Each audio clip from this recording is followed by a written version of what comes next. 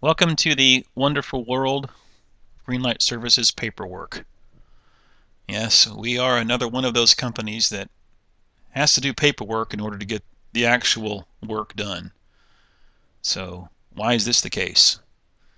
Well, we like to get money from our customer, and most of the time they want some paperwork to prove that we clean their windows, and so that's what we do. Also, we have technicians that are working for us, such as yourself, that like to get paid, and so we use your paperwork in order to calculate your pay, so it needs to be accurate. How does this process work? Well, you will get a login assigned to you, and you can go to greenlightservices.com and you'll be able to log into the website. And by the way, if this doesn't work, we'll email your work to you. But nonetheless, once you log in, you will see a download page that may look similar to this, and you can click on your zone and download your work, and it will come to you in a PDF. But now here we're discussing and explaining to you how it works as far as paperwork and window cleaning cycles. If you look at this, you'll notice A, B, C, D, and then it starts over again. And that's how we do it. You'll notice Tuesday, January 1st, and January the 29th are both A11, so that's the exact same route 28 days later. That's how we run routes. That's how they are organized. And so maybe on the 29th there might be one or two less stores because they're monthly, but that's how it usually flows. So now take your paperwork and let's start looking through it. You'll notice that there are route details, there are service records, you have invoices, and this is one that we generate. It's a Greenlight service invoice. Also, there are custom work orders that we get from our national contractors, and they also like to have store stamps put on those, as you will see as you print them out and look them over. This is a work order from us, and work orders are just invoices with the prices turned off. But now look at your route details. You'll notice that as the example is given, we're just going to discuss the first few columns: the position, the account number, name, address, zip, and phone. With the name, address, zip, and phone, you can find any store in your route. And if you're getting lost and not sure where a store is, you can always call the person and ask them where the store is located, give you some markers, what parking lot it's in, and so forth. On the left side, you'll notice that the position, the sequence of this route, who decides that? Well, the last person running this route decided that. So now you're a new route technician, and you've been given this route assignment. Well, it's up to you to optimize your route accounts per day, per position, per week. So as you get used to your routes, you'll be able to reposition them so they're the most effective use of your time. You don't want to be doubling back, dancing around throughout your route list in order to get your work done in a systematic manner. So you want to make sure it's organized to the first store and the last store. You go from the top to the bottom of the page, and it's done in the most efficient manner.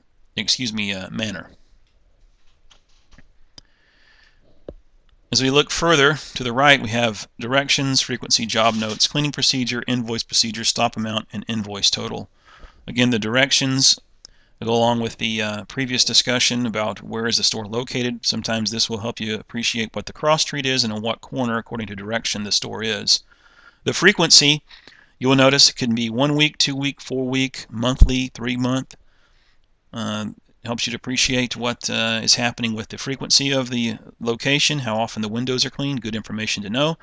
And we also have a little acronym there, MVI, multi-visit invoice, letting you know that perhaps we go to the store every 2 weeks, but we only bill every 4 weeks. Yeah, so we visit more often than we invoice. Next, cleaning procedure tells you what to do at the store, which is also on your service record. Invoice procedure, meaning what do you do at the store as far as paperwork? How do you handle the paperwork at the store location? The stop amount and the invoice total. Most important is the job notes. These can make you or break you. If you discover something at your store that should be in your job notes, like don't clean this window, or please clean this window, or this customer is picky about this, or the store hours are that, Make note of it and help yourself out and help the next guy or the person that fills in for you while you're on vacation. You'll notice here at the bottom of your route details, and this is also at the bottom of your service record, you'll be filling that out in case you're assigned extra work midweek, or you pick up a new store as you're running a route. This is where you can fill that information in and keep accurate records of what work you've done. And finally, we have the stop amount column. And from this, you can calculate your pay, because from this number, that percentage that your commission is what you get paid for doing the work. So take your paperwork once you print it out, and then sort it, because the custom work orders are typically put in the back of your package, and you'll need to put everything in sequence as you need it and put it in your carrier, and then you're ready to go to work cleaning some windows. So in order to clean windows, you have to do paperwork. One thing that we wanted to make sure you know is that you do not accept checks. We, Greenlight Services, we accept checks. They can mail them to us, but the customers do not hand technicians paper checks. We do not do that. Each invoice needs a date at the top of the page. Here's an example of a date written in there. Also, you need to date your service record, as you see here, for every visit that you accomplish that day. And if you accept cash for a location, if it's paid cash, it's a cash account and they pay cash, then you will collect it and you'll write this down, paid cash, paid $15 cash, and you'll see the date. Sometimes what will happen is they will make you sign one of their own receipts as well as you hand them the invoice whenever they're doing a cash payout. So you'll have to write your name down. And this is their proof of payout that they have to. That's okay, go ahead and do that. You won't be paying any extra taxes because you've signed that. But as you count your cash throughout the week, at the end of each day, count your cash and make sure it matches what you were supposed to have collected, and you can keep a running total.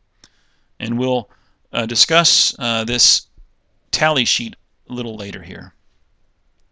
Tips? Oh yes, sometimes you get tips. Does Greenlight care? No, we don't. We don't want to hear about it. We do not base your pay on the tips that you receive. It's not significant enough to do so. So here you have an example of an NI visit. Get their signature, they sign it, they print their last name, and then you date it, or they can date it. You'll notice here on this one we've written down just the time. It's on and that's interesting, isn't it? Why is that the case? Well, this is a store that we've gone to, and it's an exterior only, and it's closed. No one is there.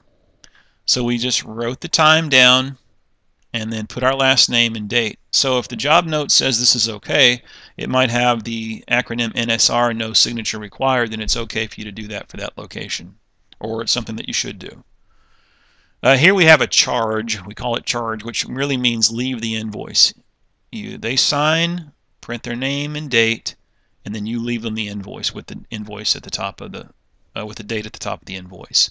Here you'll just see a sample of if you're going to do a charge return or a work order return NI, this is what you'll do. They've signed the invoice or they've signed the work order. You just write that acronym on the page and write the date. What if there's changes? What if you walk up to a store and they've gone out of business? What do you do? Well, it's very simple. You write store out of business. Now, if the store has moved, you need to find out where they moved to so we can continue cleaning their windows at their new address. Just write that on the service record. If you need to make another note, like the manager's requested something different, you can just asterisk in the number, and you can write it at the bottom of the page. Here's a blank invoice. Print those out. Carry them with you. You may need them. Here's one that's filled out. You try to do that as neatly as possible. You may leave it with the customer or return it, depending on the situation and how they're going to be billed.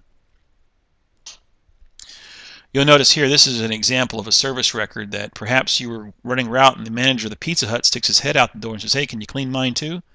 Yes, and he pays you. Well, this is a sample of what it may look like when you're done. Here we have a weekly tally.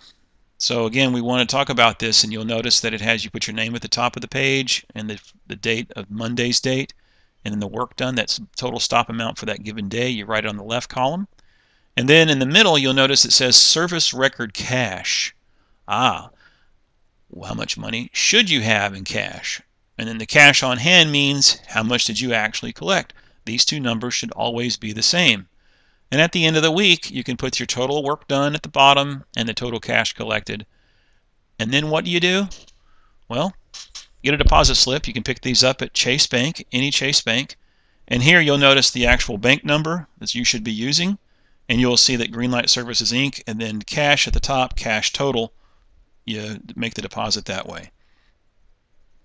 And after you're done, you will have a receipt just like this given to you, and you will scan that in with your paperwork. So you've done all the window cleaning, you filled out all your paperwork, you need to scan it in now. So how does that work? Well, you'll need a scanner, and set it up this way. You'll notice that scanners, they can scan black and white, color, grayscale. Well, always select the black and white option, and they can go very high res, but try not to go over 200 dots per inch.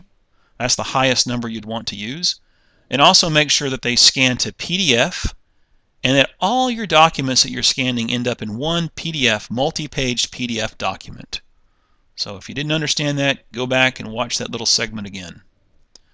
Now, what order do you put it in before you scan them? Well, put your tally first, then your deposit slip, then all your route details in order, then all your service records in order by number, and then all invoices grouped by customer if needed, if you have several invoices for a same customer. And then your contractor work orders grouped by contractor, like kind, put the like kinds together, and the same with GLS work orders grouped in by customer in the last. So this man's ready to run. And so what does it mean to be ready? Well, at the end of each work week, it might be a Wednesday or Thursday for you on a regular basis, you should scan all your paperwork in, deposit your cash first, and scan all your paperwork.